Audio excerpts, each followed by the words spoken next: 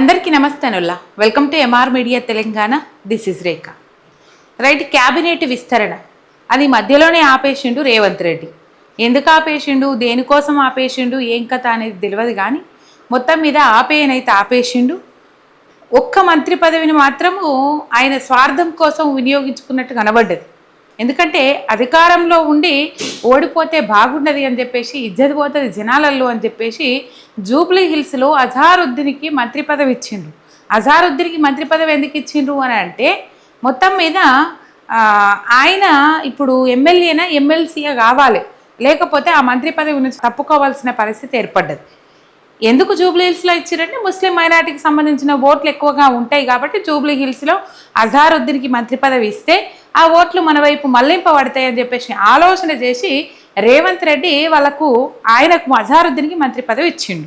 ఇప్పుడు దాని మీద సర్లేదు తప్పులు లేదు. కానీ మొత్తం మీద ఇప్పుడు 3వ 4వ ఖాళీలు ఉన్నట్టున్నాయి. ఇవన్నీ ముచ్చట్లు మనం మాట్లాడుకుందాం. ఇప్పుడు కొంతమందిని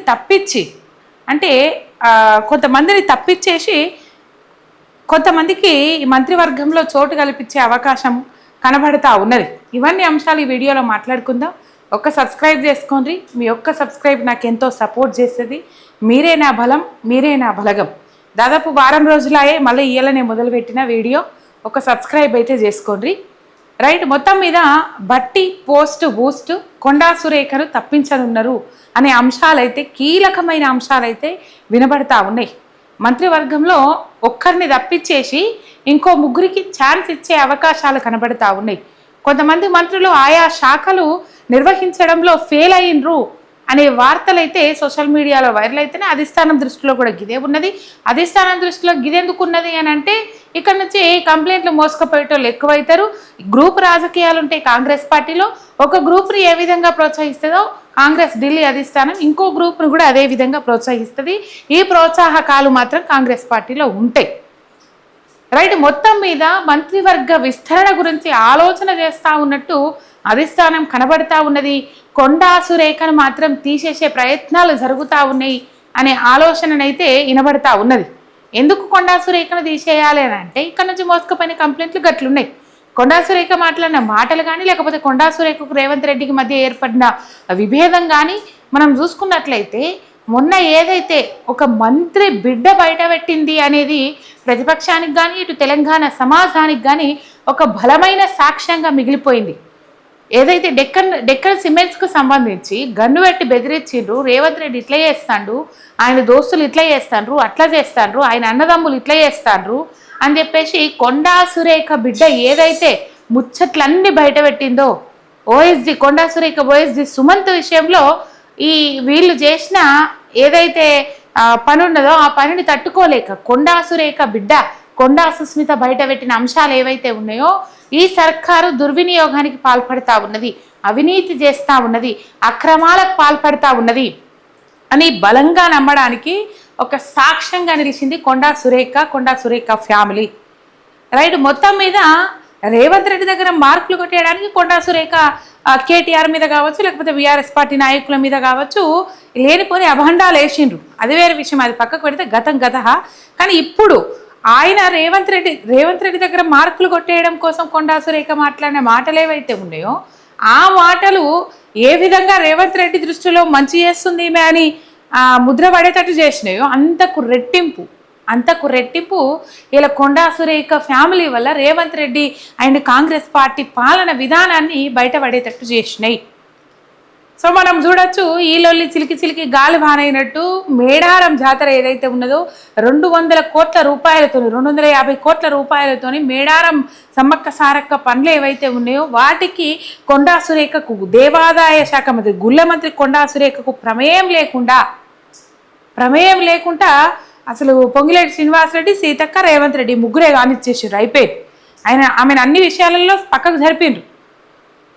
చాలా ముచ్చట్లున్నాయి మాట్లాడుకుంటూ పోతే. మొత్తం మీద ఇప్పుడు కొండా సురేఖను తప్పించి ముగ్గురికి మంత్రి పదవులు ఇవ్వాలని చెప్పేసి ఆలోచనలో ఉన్నారు. ఒక్కరు అవుట్ అవుతారు, ముగ్గురు ఇన్ అవుతారు.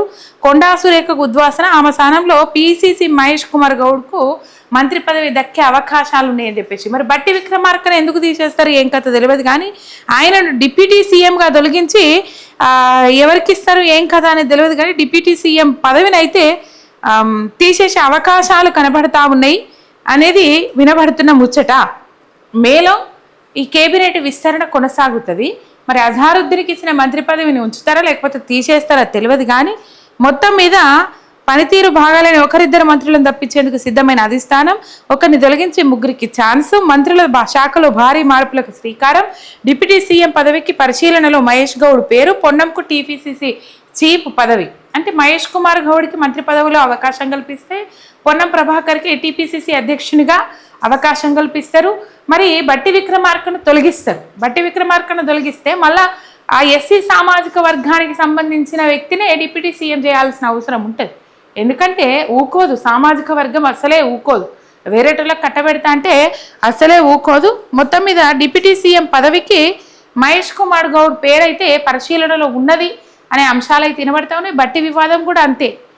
మనం చూడొచ్చు, రేవంత్ రెడ్డికి ఎవరైతే వ్యతిరేకంగా పనిచేస్తూ ఉన్నారో, రేవంత్ రెడ్డి మాటినకుండా ముందడుగు పోతా ఉన్నారో, అంటే అందులో రేవంత్ రెడ్డి ఇజ్జతు పోయేటట్టు లేకపోతే కాంగ్రెస్ పార్టీ ఇజ్జతు పోయేటట్టు ఉన్న ముచ్చట్లన్నీ బయట పెడతా ఉన్నారు. ఈ మధ్య కాలంలో మనం చూసినాము, ఈ బొగ్గుబావులకు సంబంధించి నైని కోల్ బ్లాక్ వ్యవహారం ఏదైతే ఉన్నదో అది మొత్తం బయటపడ్డది. అది ఒక టీవీ ఛానల్ నుంచి ఇంకో టీవీ ఛానల్కి దాని మీద బట్టి విక్రమార్క ప్రెస్ మీట్ పెట్టడం, దీని వెనక ఎవరున్నారు అని చెప్పేసి ఇండైరెక్ట్గా రేవంత్ రెడ్డిని తిట్టడం, రేవంత్ రెడ్డి ఖమ్మం సభలో కాకా పట్టిన తర్వాత రేవంత్ రెడ్డి పేరు బయట పెట్టకపోవడం, మళ్ళా రేవంత్ రెడ్డి వెనక ఉండి నడిపిస్తున్న పత్రిక ఏదైతే ఉన్నదో ఆ పత్రిక బట్టి విక్రమార్క మీద ఒక కథనం రాయడం, ఇదంతా పెద్ద దుమారం అయిపోయింది. సో బట్టి విక్రమార్కను కూడా తప్పించే ప్రయత్నం జరుగుతూ ఉన్నదని నడుస్తూ ఉన్నాయి ముచ్చట్లు. రైట్, ఇక రెడ్డి సామాజిక వర్గం నుంచి మల్రెడ్డి రంగారెడ్డి అండ్ రాజగోపాల్ రెడ్డి, రామ్మోహన్ రెడ్డి మధ్యలో పోటీ. దాదాపు ఇప్పటి నుంచే లాబియంగా మొదలు పెట్టిండు రాజగోపాల్ రెడ్డి ఇట్లా మంత్రి పదవి ఇవ్వకపోతే మాత్రం సీన్ అలాగుంటుంది, కథ మొత్తం అలాగే ఉంటుంది. ఆయన మంత్రి పదవి కోసం చాలా లాబియింగ్ చేస్తూ ఉన్నాడు.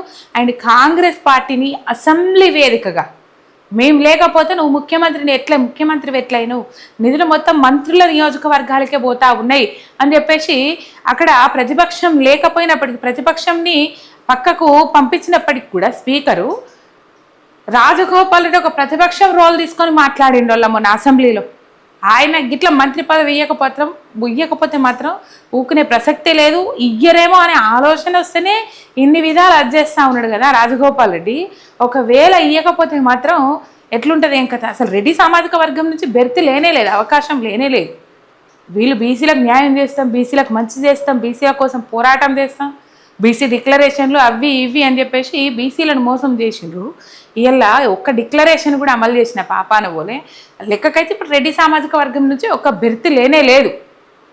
బీసీల నుంచి ఇవ్వాలి, ఇంకో ఉన్న మూడు కూడా బీసీలకి ఇవ్వాల్సిన అవసరం ఉన్నది.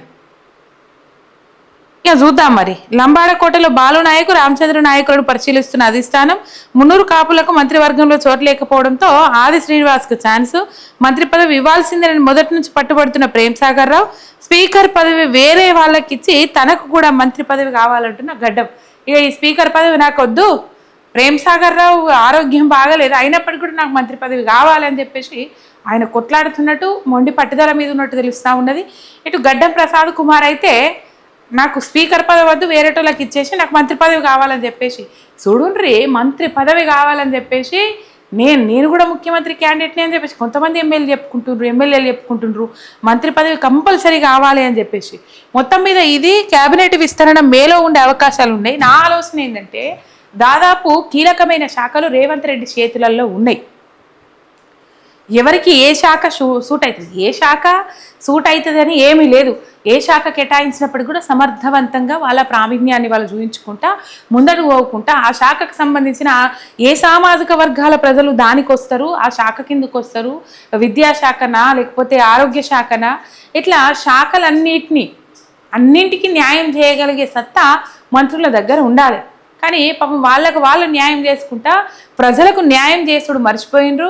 ఏ శాఖను గదిలిచ్చినా ఇలా పడాబడ్డ ఎట్టే ఉన్నది తప్ప వాళ్ళ కమిషన్లు, దందాలు, కాంట్రాక్టర్ల కమిషన్లు తప్ప ఇంకా ప్రజలకు సంబంధించిన పనులు ఏవి నడుస్తలేవు. ఈ విద్యాశాఖ ఉన్నది ఈయన దగ్గర, హోంశాఖ ఉన్నది, మున్సిపల్ శాఖ ఉన్నది, మరి ఆయన ఏం చేస్తాడు ఏం కథ తెలియదు కానీ పాపము వాళ్ళ ఇంటి సభ్యుల ఏవైతే పనులు కార్యక్రమాలు ఉన్నాయో అవి మళ్ళీ ఇంటర్లో ముచ్చటైతే కోపం వస్తుందట రేవంత్ అన్నకు. కానీ ఆయన సంబంధించిన పనులు ఏవైతే ఉన్నాయో ఆ పనులను కంప్లీట్ చేసుకుంటుండు అనే ముచ్చట్లయితే సోషల్ మీడియాలో వైరల్ అవుతా ఉన్నాయి. నిన్న మొన్న ఏదో